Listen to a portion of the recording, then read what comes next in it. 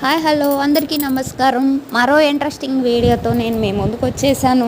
ఈ వీడియోలో చూస్తున్నారు కదా, ఈ మొక్కని జాగ్రత్తగా చూడండి. ఎప్పుడో ఎక్కడో మీరు చూసినట్టు మీకు గుర్తొస్తుంది కదా. ఈ మొక్క ఏంటి అంటే సంపంగి చెట్టు, తెలుసు కదా. సంపంగి పువ్వులు చూసుంటారు. సంపంగి మొక్క చూసారో లేదో అని వీడియో చేస్తున్నాను. అక్కడ ఒక పువ్వు కనపడుతుంది.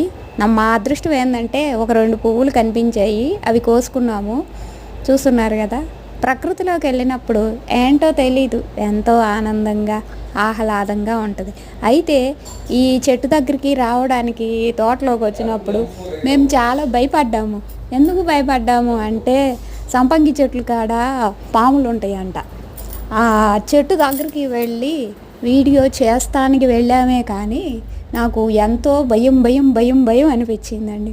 ఏ సందులో నుంచి ఎందులో నుంచి పాము వచ్చిద్దో అని చాలా భయపడిపోయాను. కానీ సాహసం చేసి వీడియో తీసాము, పువ్వు కోసాము.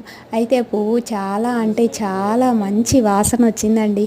3 రోజులు ఇంట్లో పెట్టుకున్నానండి. ఈ వీడియో చేసి చాలా రోజులు అవుతుంది. అయితే నేను ఈరోజే అప్లోడ్ చేస్తున్నాను.